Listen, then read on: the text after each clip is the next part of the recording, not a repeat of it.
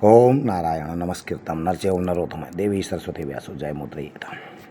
तृतीय स्कंद में त्रिदेवों को भगवती महामाया और मणिलोक का दर्शन। तृतीय स्कंद में प्रारंभ महाराज जन्मेजय ब्रह्मांड की उत्पत्ति और उत्पत्तिकर्ता संबंधी प्रश्न से होता है।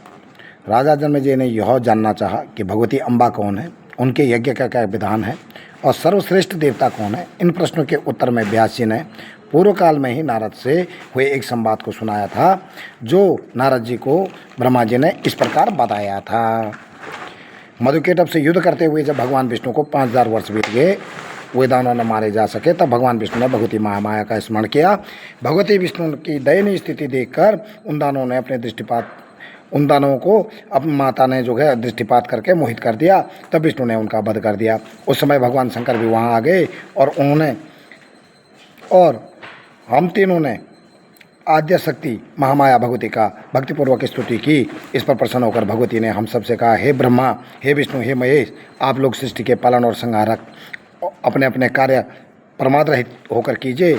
उसी समय एक रमणीक विमान वहाँ आ गया, उपस्थित हुआ, जिस पर भगवती की आज्ञा से हम तीनों आरूढ़ हो गए।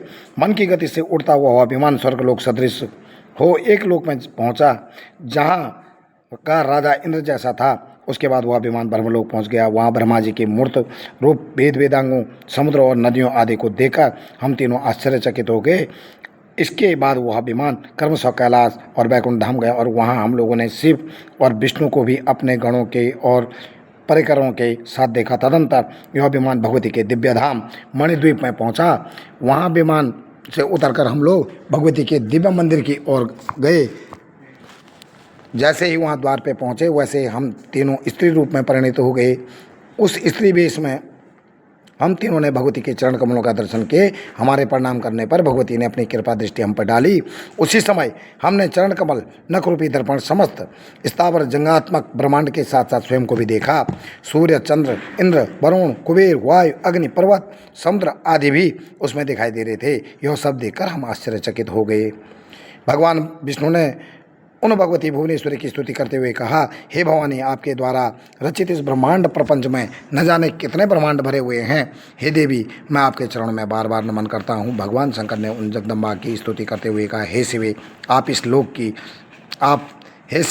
आपकी इस लीला को हम नहीं जान सकते। हे देवी, मुझ पर दया कर अपने नवाण मंत्र का दान दीजिए, जिसका निरंतर जप कर मैं सदा के लिए सुखी हो जाऊँ। भगवती ने प्रसन्न होकर अपने नवाण मंत्र का जो है उच्चारण किया, जिससे शिव जी ने ग्रहण कर भगवती के चरणों में प्रणाम किया। तदंतर तदंतर मैंने पूछा, हे देवी, आप में और परम ब्रह्म में क्या भेद है। इस पर भगवती जगदम्बिका ने कहा, मैं परम ब्रह्म और सदा ही हम एक हैं। मैं और परम ब्रह्म क्या है, सदा एक है। हम में से कोई भेद नहीं है, क्योंकि जो वो हैं वही मैं हूँ और जो मैं हूँ वही वे हैं। बुद्धि भ्रम से ही हम दोनों में भेद दिखाई पड़ता है। अब आप लोग जाइए और अपने अपने लोगों की रचना कर उसमें निवास कीजिए। ये कौन कहते हैं, ये कौन पूछता है माँ भगवती से। तृतीय स्कंद में जो पूछा गया है, इस संवाद को व्यास जी ने पूर्व काल में नारद से हुए एक संवाद को सुनाया, जो नारद जी ने ब्रह्मा जी से पूछा और ब्रह्मा जी ने ये संवाद सुनाया था कि ब्रह्मा जी ने कि देवी ने उनसे क्या क्या कहा, ये समझाया था। तो कहने का मतलब ये है भक्तों कि ब्रह्म और माँ भगवती एक ही हैं। सिर्फ उसी की माया के चक्कर में हम लोग फंस करके हम उसका भेद नहीं जान पाते हैं। जय श्री राधे राधे।